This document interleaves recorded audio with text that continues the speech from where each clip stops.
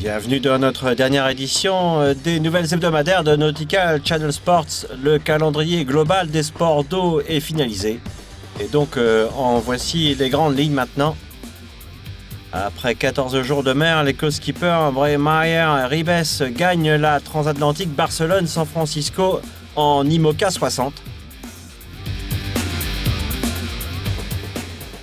Giancarlo Pedote marque encore au fer rouge la mini de mai avec son bateau Prysmian, mais cela aura été un match race cette fois. Le champion de voile Loïc Perron rencontre les champions du web, dossier spécial supplémentaire avec Sébastien Destremo.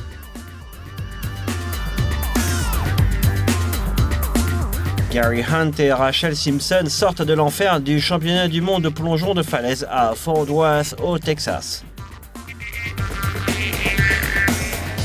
Et un bain de foule pour le footballeur de légende Diego Maradona à fond dans les courses X4 de bateaux à moteur qui se déroulent dans sa ville adoptive, Naples.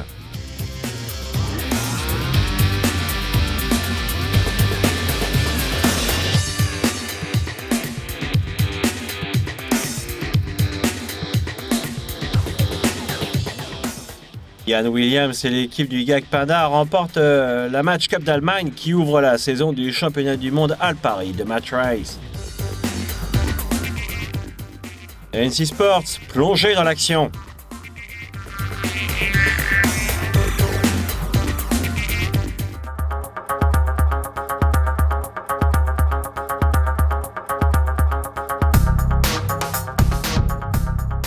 Après une dure traversée de l'Atlantique suivie d'un passage stressant au petit temps méditerranéen, les co-skippers Pepe Ribes et Jan Breitmeier franchissaient la ligne de la course New York-Barcelone en vainqueur. Ils réalisent un temps de 14 jours, 2h44. La majeure partie de l'Atlantique a été super, on a eu de bonnes conditions de portant ou de largue, la plupart du temps, on n'appellera pas ça de la voile de champagne, mais bon. On a porté nos vestes de quart tout le temps malgré tout. Vraiment bien, une belle traversée. On a passé toute une journée au large du Portugal avec le code A3 en voile d'avant, en allant à 23, 24 nœuds. C'était spectaculaire. Le passage le plus dur, ça a été la Méditerranée sur 3-4 jours. Je dis toujours que le petit temps, c'est le pire qu'on puisse subir.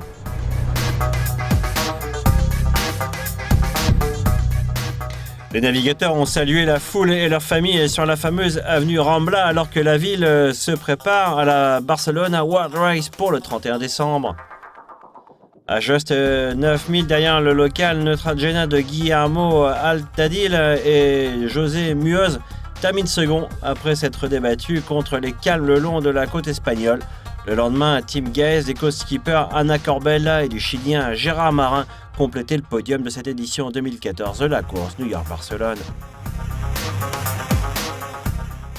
En début d'épreuve, c'est le duo français Guillemot-Lagravière qui avait pris la tête de la flotte des 4 bateaux. Marc et Morgan avaient bien slalomé parmi les hautes et basses pressions jusqu'à l'entrée en Méditerranée.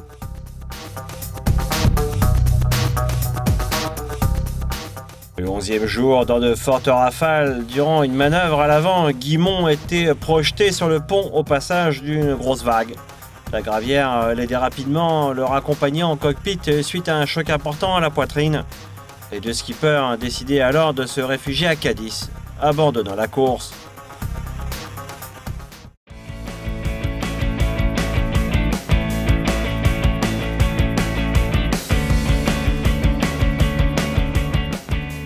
Le skipper italien Giancarlo Pedote sur son Prysmian renouvelle son exploit de 2013 dans une autre épreuve majeure en solitaire.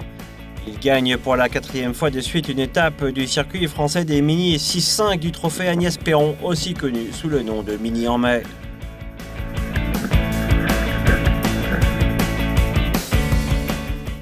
Près de 40 skippers avaient pris le départ des catégories proto ou série pour un parcours de 500 000 qui partait de Douarnenez dans le Finistère Sud et finissait aussi à Douarnenez.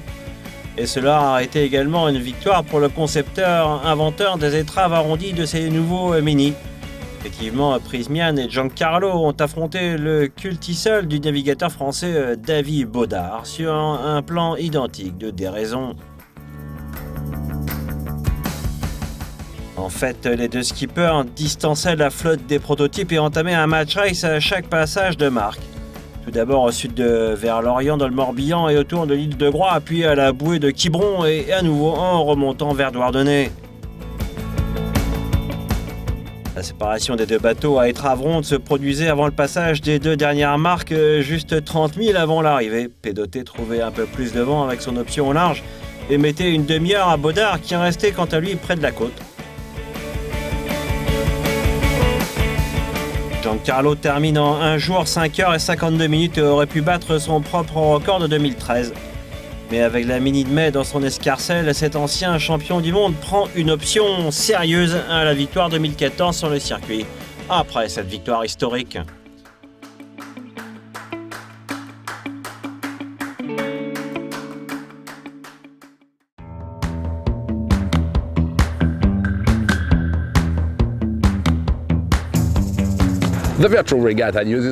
Et ces nouvelles sont celles des courses à la voile en ligne offshore et inshore. Bienvenue au bureau.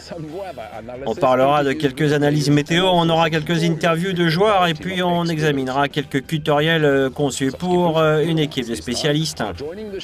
Des skippers bien réels cette fois nous rejoindront pour des interviews exclusives.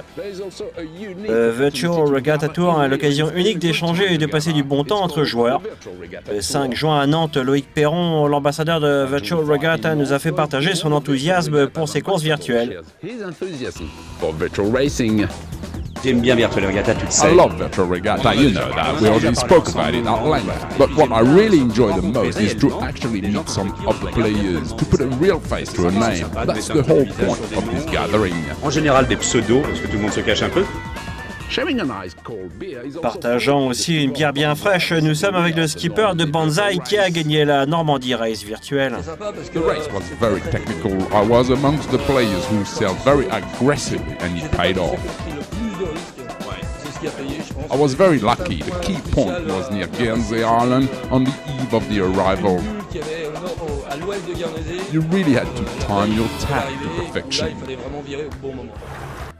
La Virtual Regatta Tour est un rendez-vous mensuel. La prochaine réunion se tiendra au sud de la France et descendra jusqu'à hier.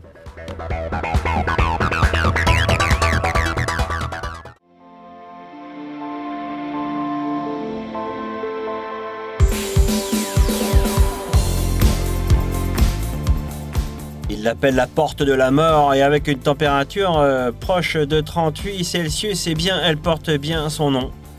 Ici où se déroule le championnat du monde de plongée au lac Possum Kingdom au Texas. Près de 7000 fans enthousiastes étaient présents tandis que le triple champion du monde anglais Gary Hunt réalisait une superbe performance depuis la plateforme des 28 mètres, marquant le meilleur score historique de tout le circuit avec 526,40 points. Hunt gagnait sa deuxième compétition de l'année grâce à un triple saut avant, suivi de 3 rotations et demie de niveau de difficulté 5-8. La compétition était de très haut niveau avec 6 notes parfaites de 10 accordées par les juges.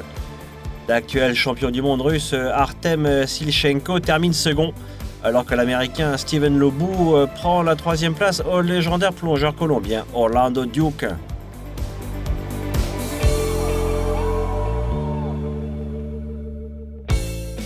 On a vu aussi le tout début du championnat du monde Red Bull femmes de plongeon de falaise, premier d'une série de 3 événements au calendrier 2014. Cette athlète plongée de la plateforme de 20 mètres, Rachel Simpson de San Antonio prend la première place. Anna Bader, l'allemande, la seconde, suivie de la texane Cecily Carlton.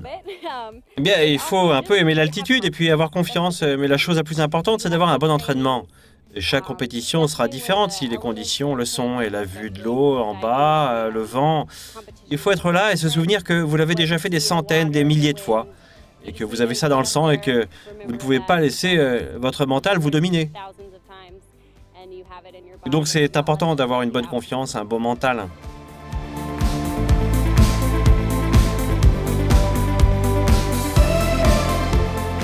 La prochaine étape pour les filles sera en Norvège mi-juillet, tandis que les garçons seront au Portugal, aux Açores, en plein Atlantique. Suivez les prochains épisodes sur NC Sports.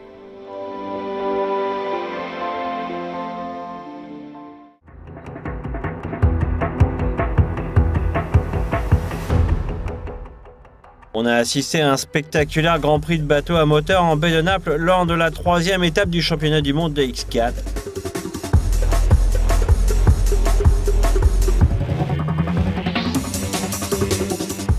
Team Fasa et ses pilotes Arif Al-Zafen et Nadir Bin Endi remportaient de haute lutte les 3 manches et le classement général devant le sultan Al-Dahrian et Jay Price sur leur bateau Dubaï et Matteo Nicolini et Tommaso Poli sur Six. Les fans locaux se sont rassemblés par centaines après avoir appris que le légendaire footballeur argentin Diego Maradona serait là avant de partir pour la Coupe du Monde. Après une avalanche médiatique, des chants de stade et une distribution de t-shirts, l'ancien champion de football du club de Naples, superstar des années 80, effectuait une sortie sur le Six, cette formidable machine de Nicolini, racontant à son arrivée avec un large sourire avoir atteint les 90 nœuds.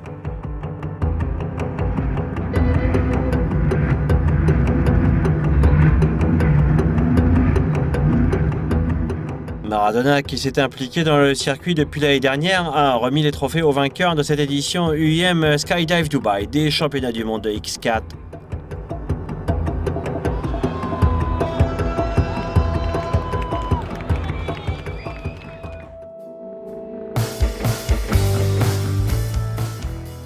Parmi les nouvelles de sport nautique, citons le quadruple champion du monde Jan Marais gagne sur le lac de Constance et remporte le match race en Allemagne devant Keith Swinton dans une manche très tactique de petit temps.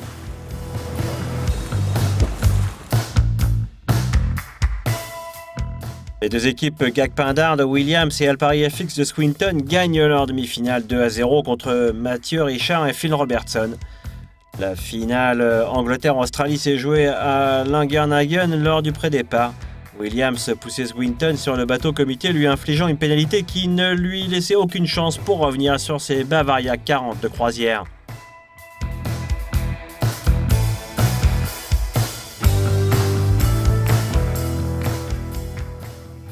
Mathieu Richard de l'équipe française Luna Jets se classe 3e ici en Allemagne dans ce championnat du monde Alpari de match race grâce à sa victoire en petite finale contre Phil Robertson, le kiwi de l'équipe Wacker Racing.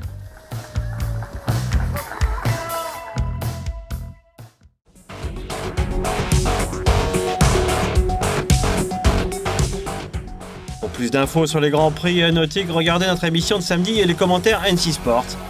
Vous aurez un résumé complet, doublé d'interviews de l'équipe Quantum Racing avec sa superbe victoire des championnats du monde des TP52 en Sardaigne sur la Costa Smeralda.